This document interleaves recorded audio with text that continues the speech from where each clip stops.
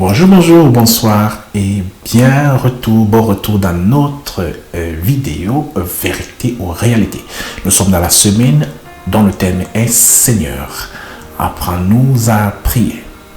Et nous allons donc commencer le premier point pour apprendre à prier. Nous avons vu la dernière fois que tout le monde prie, tous les hommes prient. Alors, quelle différence y aurait-il si nous apprenons à prier selon Dieu? On va retourner dans notre texte de base qui est dans le livre de Luc, l'évangile de Luc.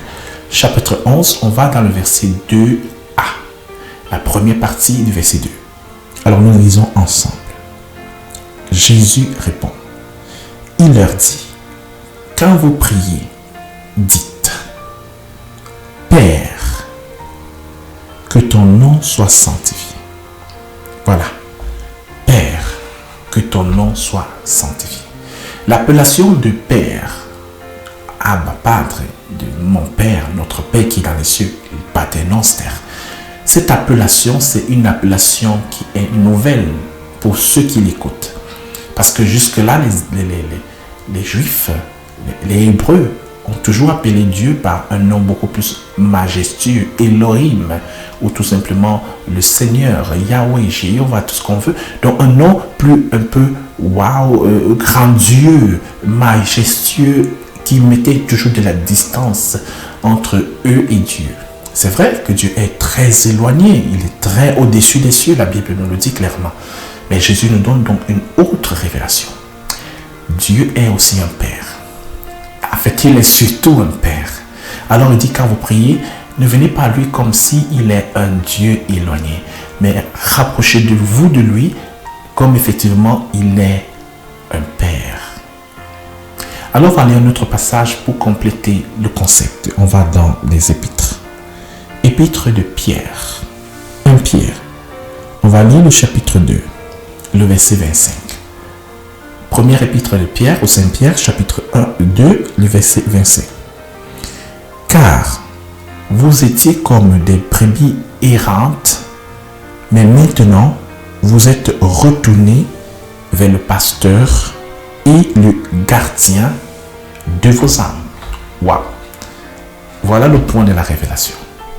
Lorsqu'on appelle Dieu Père, c'est qu'on croit qu'on est sous sa protection. On croit qu'on est retourné à faire partie de sa maison, voilà, de sa maison, de sa famille. On n'est plus juste une créature, on est devenu un fils. Et là, touchons rapidement l'importance d'être fils de Dieu. Donc cette prière ne prend de sens lorsque on est franchement un fils de Dieu. On peut aller à l'église, on peut faire tout ce qu'on veut, mais on peut ne pas toujours être un fils de Dieu.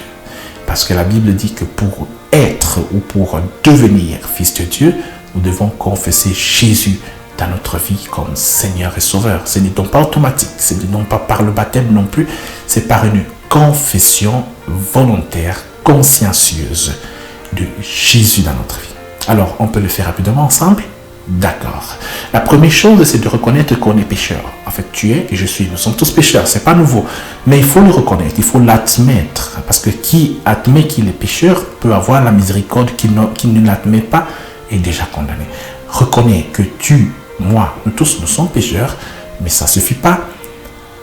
Quand tu as reconnu que tu es pécheur, alors confesse le Seigneur dans ta vie. Et on peut le faire ensemble. Tu peux répéter après moi, Seigneur Jésus. Je suis un pécheur qui veut recevoir ta grâce du salut.